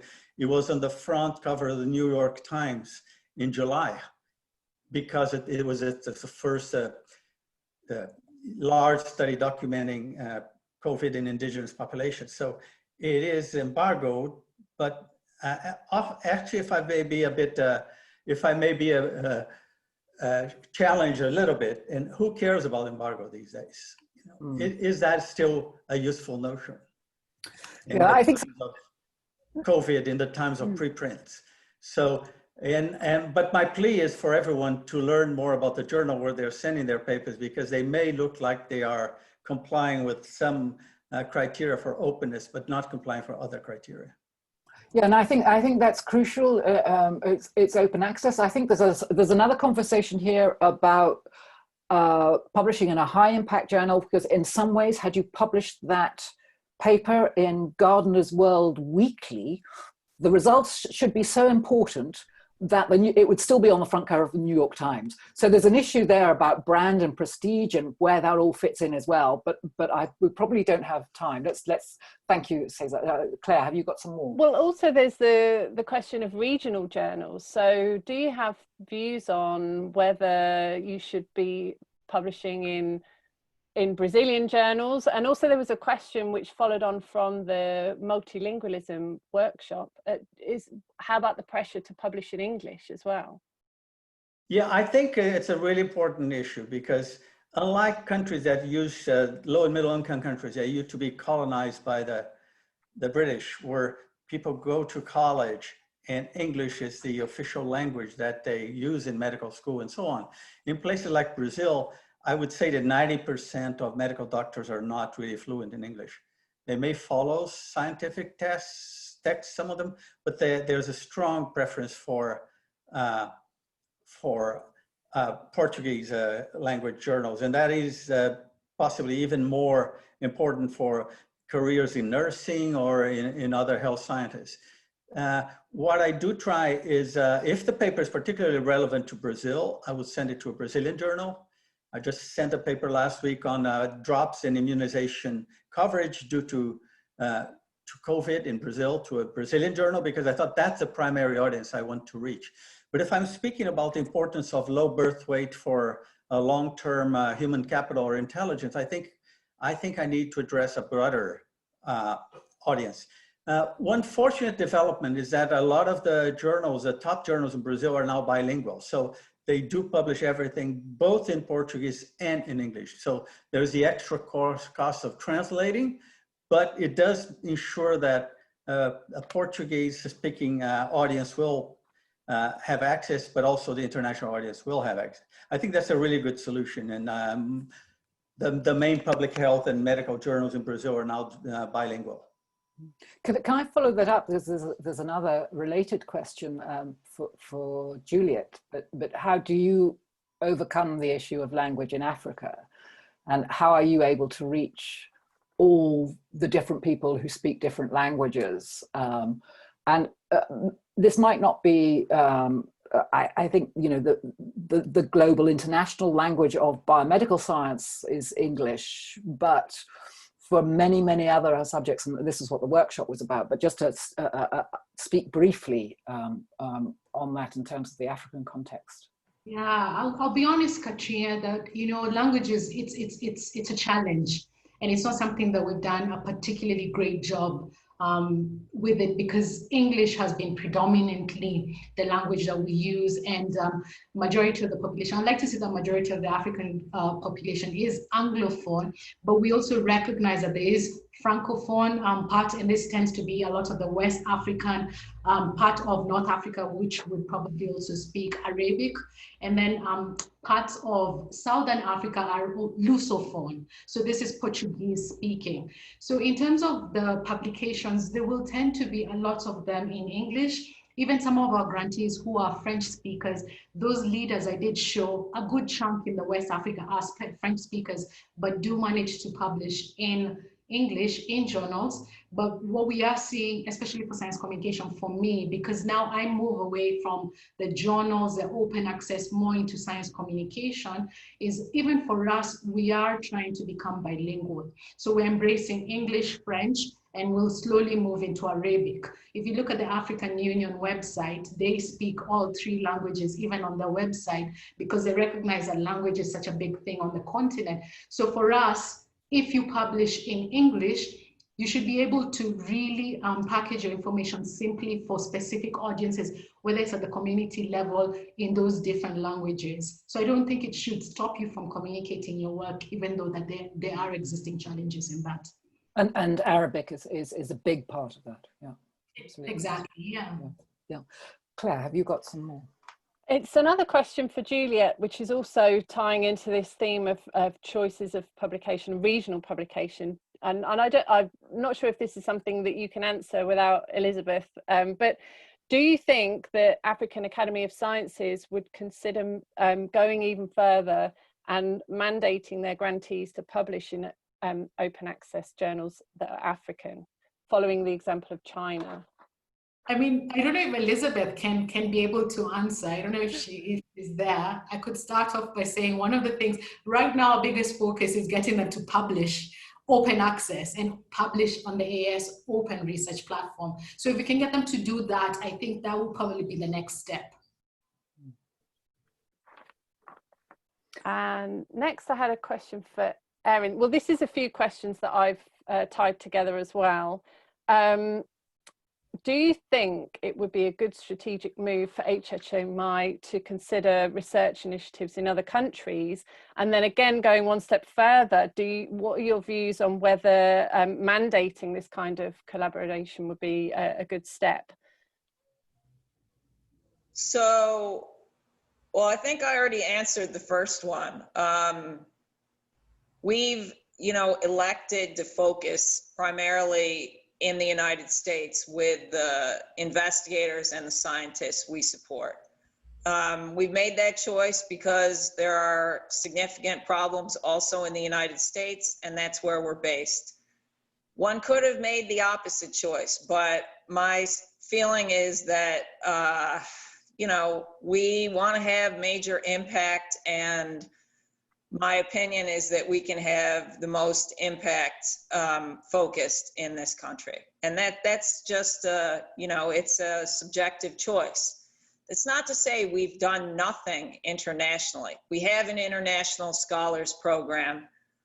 We invested more than $100 million in South Africa to build KRIF, an institute, with the intent of giving it over to the Africans. And that is what has happened. We still provide some funding. Wellcome provides the bulk of the funding. It was merged with the Africa Center to make the Africa Health Research Institute. So that was a very large international investment. We still have some interaction with them, and many of our investigators, the Institute's focused on TB and HIV. Many of our investigators who work in that space have international collaborations with people at that institute. In terms of mandating collaboration, no, I don't think this is the right thing to do. I think scientists, we believe in giving scientists freedom to choose projects, and that also means freedom to decide with whom to collaborate or whether to collaborate. Yeah. I have one, Claire. So this is if research output, the practices, and everything is open and it's open access, and we haven't talked about the open infrastructure, but that's a huge part of how we communicate globally. What responsibility do you all three think that funders, universities, governments, and research labs have to actually sustain these efforts themselves? Who pays for all of this?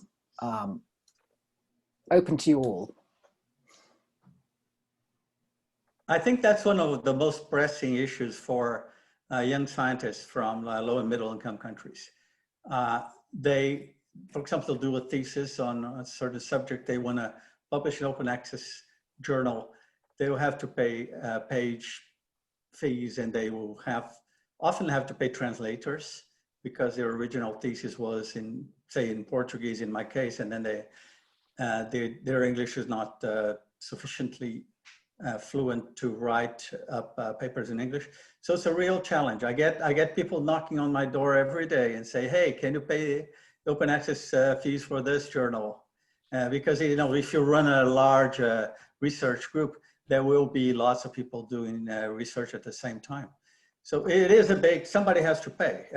I'm happy that funders like Gates Foundation and Wellcome are ready to pay, but sometimes you do a not piece of work that is not funded by one of these big open-minded funders who insist on open access, and you're dealing with that trouble. The National Brazilian Council for Research, they do give a small stipend to researchers to cover these costs. They're often not enough. They're like $300 a month or so. So it would take a long time to save enough to publish a paper in some journals. But it's a move in the right direction. But I would like to hear what the other colleagues think about that, given that it's not an easy solution. No, absolutely. And it's not just open access fees, it's data integrity, data stewardship, all the stuff that makes science reliable costs money, and the means to connect it digitally all costs money to make it open. So Erin and Juliette, would you? Yeah, I mean, it's a major problem. And all the things Cesar mentioned, I mean, I totally agree with. I think in the end, the best system would be one where those costs are borne by funders, basically, that they're not borne by individual scientists to get around the problems that he mentioned. I think there's plenty of money in the system. There's plenty of money in the publishing system writ large to support if we move to an open access model that wasn't so profit driven. I think there's plenty of money to support both the data availability and the publishing. But right now, you know, that money's tied up in subscriptions, subscription payments by libraries, large APCs for journals. And, you know, I understand that. I mean, some of this is, you know, these are for-profit companies that are supporting open access publishing and they're making money from it. But the scientific community needs to take stock of the situation and make decisions about, you know, how they want to spend what is essentially research dollars on the dissemination of information. Yeah, and I think that's a massive topic. It's partly going to be addressed after the break, so make sure you all come back for funding and business mechanisms for equitable open access. But with that plug, I want to pass on to Juliette just to respond to these issues. Yeah, I mean, I was just going to echo what Erin has just said. Even for us at AISA, one of the things is, remember, we want to improve the research ecosystem in the continent. So anything that will make publishing or research easier for our scientists, we would want to address. So if they're publishing, if they do have costs when they're putting together their funding in terms of publishing, we would cater for that, but it all has to be articulated. And one thing I should probably even reinforce here is, as much as we're supporting our researchers and building that critical mass, in the research ecosystem, we also acknowledge something called research management. So that's having research managers or support staff who help our researchers to put together airtight proposals that are really considering pricing and costing. What's the real cost for doing the research business? I think some researchers don't take that into account, because once all those are factored in, by the time you're submitting or applying for funding to the AAS through the AISA platform, if all those things have been included in your request for funding, we would cater for it. Claire, I think we've got time for one more question before the break. There's an interesting question. Obviously, we've got a lot of publishers in the audience and we've talked about researcher evaluation, but do you think that there's a role that publishers can play in this switch and changing the way that academics are evaluated? So not just based on their publication numbers and venues. Cesar, have you got thoughts on that? Maybe you could go first. Yes, I think the main issue is with a recognition within a certain university or a research institution, and recognition by national systems in which researchers are graded and may have their salaries topped up and their funds topped up if they are publishing high impact journals and get a lot of citations. I think citations are a good indicator. They're not the only one. I think the number of individual citations is something that has to be revised, particularly now that there are so many papers with 100 or 200 or 300 authors. What is the individual contribution from each one? But I do think the system has to also recognize interactions, networking, joint work with others, particularly in low and middle income countries or in less developed parts of a large country like Brazil, and also the role that one has had in training human resources for research. So master's students, PhD students, postdocs. I think the system has to be more comprehensive than that. It's not only solely looking at somebody's H index and saying, oh, this guy is going to get all the brownie points. It's much more than that. I do think we need to work on a broader system that would include, as I said, networking, training of young people, mentoring, and so on. But I don't have an easy solution. I think it's something to be addressed. I wouldn't throw away the H index, by the way. I think it is. I think I would, but that's my opinion. That's my opinion. But okay, 20 seconds each from Erin and Juliette, because we have to stop. Catriona, I'm with you on the H index. It would get us all fired up into a big major debate for the next 1 hour. Exactly. We just have to Claire's question, 3 comments for publishers. Consider gender. I know Cesar has talked about this, representation as well, more publishers from Africa, if you could put that as a requirement to be very good.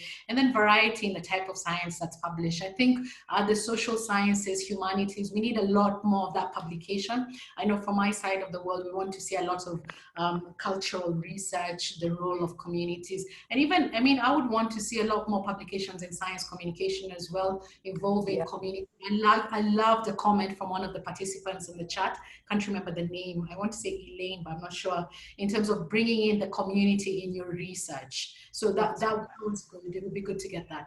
And research on research communication itself is a huge, vast, empty abyss that's currently being filled. It is being filled. It is, and the humanities are really good on that, strong. But anyway, Erin, 10 seconds. Apologies. 10 seconds. Oh, I think what I had to say can't be said in 10 seconds. 15. I think there are big problems in scientific publishing that go well beyond open access. And I guess I would leave you with what I view as one of the largest, and that is this, that journals, by choosing which papers to accept, are effectively curating the literature, and this introduces a lot of wasted resubmission and redoing of papers, and a structure in which we publish first using preprints, then review, then curate, I would argue is a more efficient use of everyone's time. I agree. Thank you. And on that really thought-provoking note, how can we change the system to make it more effective? Come back in half an hour. Thank you so much, all three of you. That was brilliant. I learned loads. And I hope you can stay for some of the rest of the concerts. Thank you very much again. Bye, everybody. Bye-bye, everyone. Thank you.